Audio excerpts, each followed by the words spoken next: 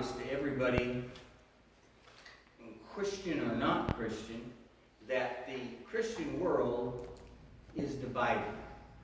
In fact, I think divided is a really poor choice of words to use there. I think fractured is better, because fractured is a more violent term than divided. And I do believe that words are important, and that a good choice of words can really better portray what we want to do. That the Christian world is fractured, it's broken, it's divided, and it's not good. Turn to John 17, 10 and 11. The Gospel of John.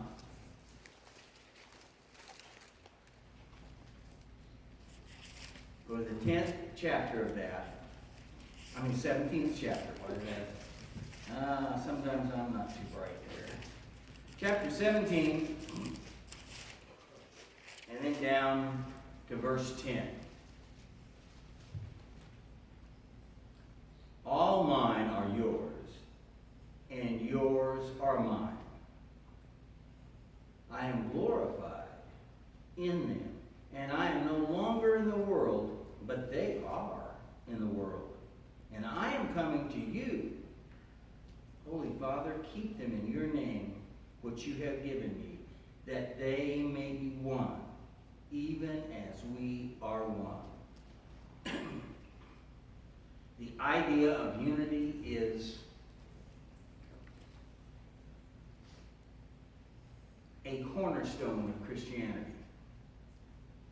It is a must, and not just a superficial, but the kind of unity that Jesus had with his Father is what is required, not suggested, required. Now, just a little bit of background on this is John 17 is headlined in some of your Bibles as Jesus' high priestly prayer. This was a prayer where he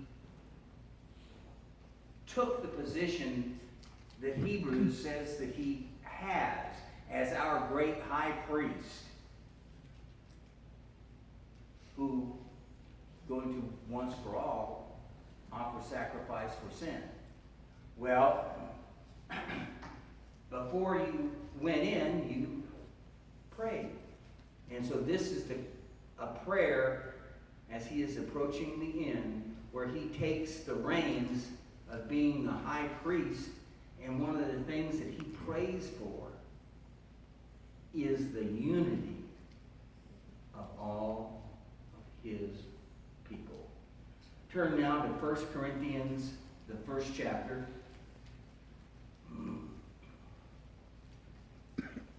When you get to that first chapter of 1 Corinthians,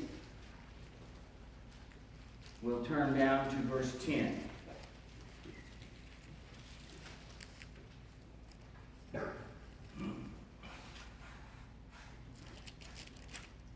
I appeal to you, brothers, by the name of our Lord Jesus Christ, that all of you agree, and that there be no divisions among you, but that you be united in the same mind and the same judgment. Now let's turn back to the Gospel of John and the 17th chapter.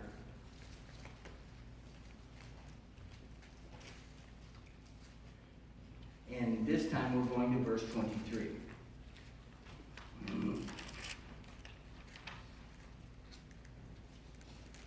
I and them, and you and me, that they may become perfectly one, so that the world may know that you sent me and loved them even as you loved me.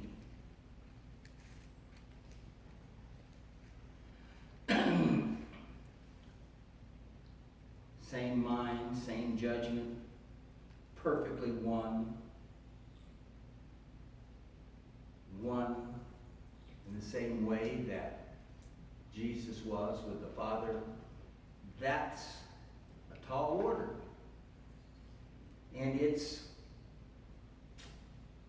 evidently a lot easier said than done. But then, I guess that something that is an old truth that people have said for a long time is if it's easy, it's probably not worth doing. Anything that's worth doing is going to be difficult. That's just the way it is. Now, Paul has advice in Colossians, the 3rd chapter, on how to keep unity. So we'll turn there to Colossians, the 3rd chapter. And when you get to the 3rd chapter of Colossians, we'll go down to verses 13 and 14.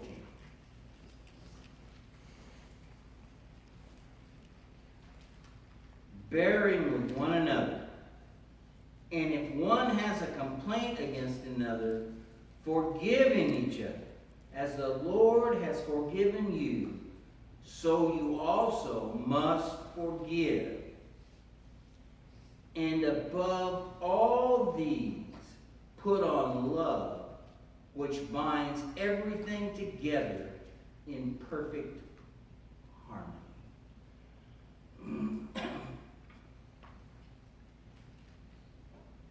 This does tell us how to keep that unity.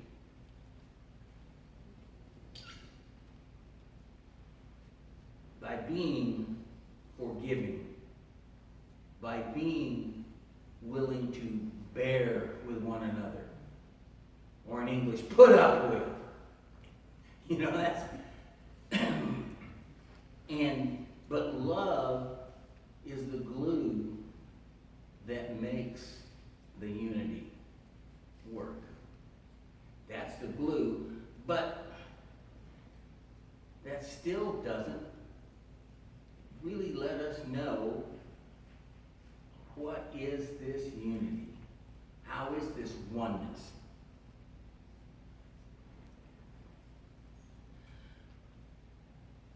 Thing is we must all agree. To be one, to be of the same mind, to say it, we've got to agree. But on what? What? Ha! Turn to Amos, the 3rd chapter, and verse 3. Back in the Old Testament, turn to the book of Amos, chapter 3, verse 3.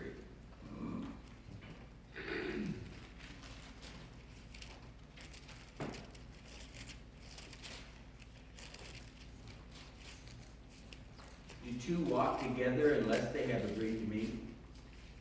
Or the King James says, can't two walk together unless they agree?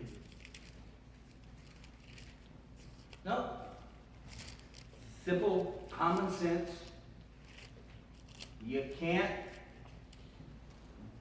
be together unless you agree. That simple, that easy. But agree on what? How much agreement? I mean, we have people here that prefer the King James. I don't. What do we have to agree upon? There are people that think you can't give to orphans' homes. Some think you can. There are so many things that people can have different opinions on. Well, what about eschatology, the end times? Well, you can have some disagreements on that, can't you? Well, what about the book of Revelation? You can have disagreements about that. There's so many things that you can agree or disagree on.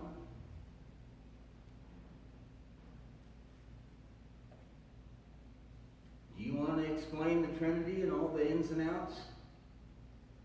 I don't. So, what is it we have to agree upon? Now, I knew a couple, and they thought they had the answer, and theirs was a pretty easy one. All you have to agree upon is that you want to walk together. But that's not unity. That may be togetherness, but that's not unity.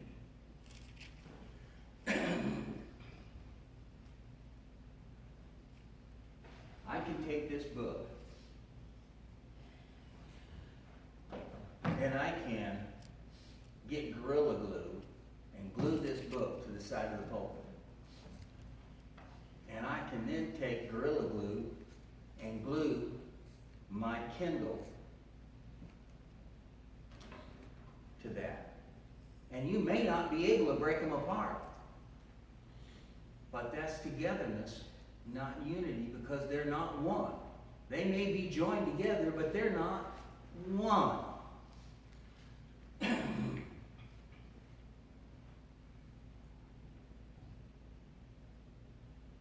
I want to give you a good example of unity, and I think it's almost a perfect example, especially when I learn more about it. Most of you know that I love Forged in Fire. And my wife can take maybe 2 episodes at a time.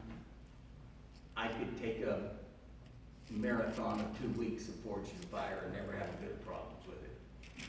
But one of the techniques of making a knife or a sword is called Damascus. You take sheets of the steel, you put them together, and you forge weld them. And then you beat them together. That forge weld them. Sometimes then you cut that in 2 and you put it on top. And you do it again. Sometimes to 240 layers. Now, when you get that blade done, you take that blade and you dip it in acid. And it comes up. And you can see that's one solid piece of steel, but you can see the lines where they used to be. That says that they're all one, but they're not exactly the same. But they're all one. And you know, that's a pretty good, but I found out, you know what? It's even better as an illustration because Damascus steel came from, where else? Damascus. They couldn't go down to the store and buy good carbon steel. They had to take iron and put carbon in it and make it into steel. Well, the way they made it into steel was the Damascus process. Saw on TV, a guy took a hunk of a meteorite, which is iron, put it on top, and forge welded the lump to a piece of steel, and then beat it out, folded it, beat it out, cut it, folded it, and you know what happened? That iron, by that process, became one with the steel. That's why Damascus steel was so good, was because it made good steel by making it become the same thing, like one mind and one idea. That's what we need. We need to have that kind of a unity. Now, I'll throw in here a little something about creeds. Most people don't know that creeds were not a tool of division, which they are now. You know, I've got my creed, I've got yours, you've got yours, they were originally a tool of unity. The word creed comes from the Greek credo, I believe. When people were baptized, they did exactly like we do today. And they said, I believe that Jesus is the Christ, the Son of God. As time went on, people added extra things to that because they thought those were important. Well, I believe that Jesus is the Christ and the Virgin Mary, and all different things were put in. But even when the councils of churches made the creeds, they were to try to unite, not to divide. But now they're a thing of division. But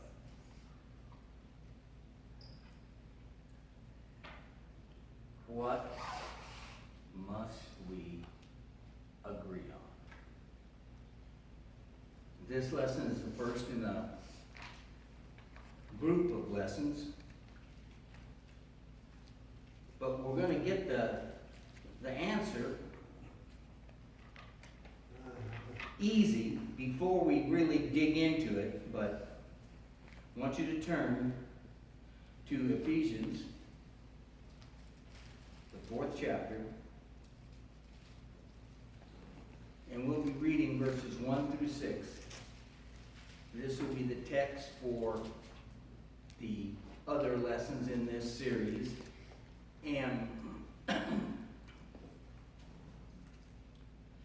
I think that it's probably easier than most people think.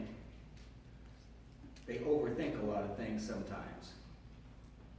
I'm going to read this text now. I, therefore, a prisoner for the Lord, urge you to walk in a manner worthy of the calling to which you have been called, with all humility and gentleness, with patience, bearing with one another in love, eager to maintain the unity of the Spirit in the bond of peace.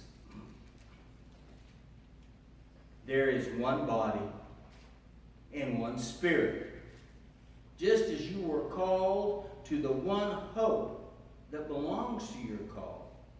One Lord, one faith, one baptism, one God and Father of all, who is over all and through all and in all.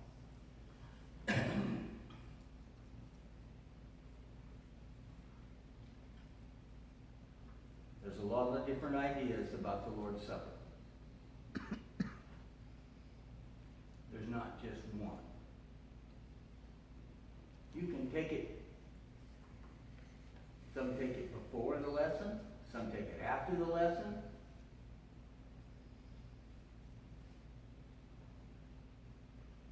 Some people use wine, because that's the fruit of the vine too. Some places I know bake their own communion bread.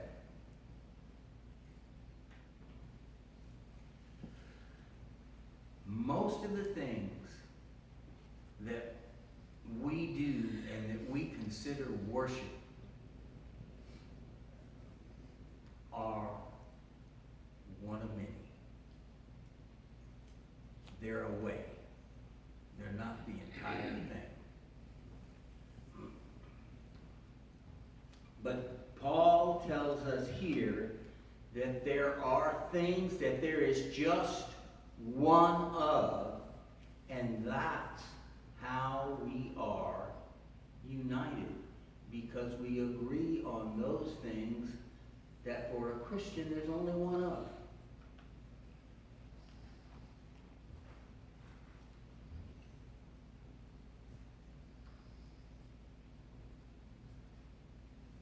There is one body. If there's one body and everybody belongs to it, nothing to argue about, is there? One Spirit. You all have the same Spirit. Nothing to argue about, is there?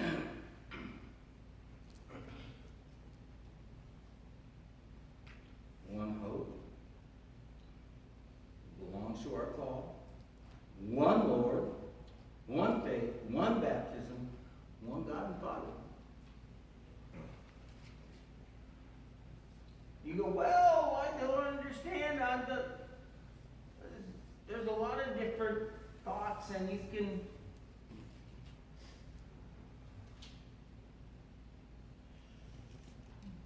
You know what?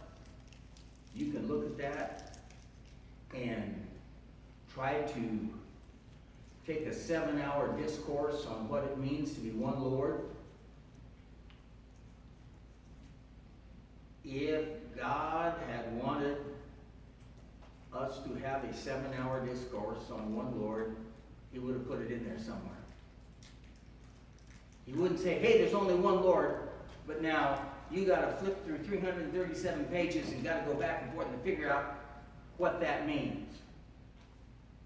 We're going to talk in the next series of lessons about these ones. But don't overthink it. Don't overthink it. God put it in there because evidently He thought that it'd be pretty easy to figure out what that was. So think about that as we get ready for these other lessons. Not overthinking, but what do those mean? What's the simple, easy thing that's out there that God put so we could understand? If anybody needs to answer the invitation, you could now come now as we stand and as we sing.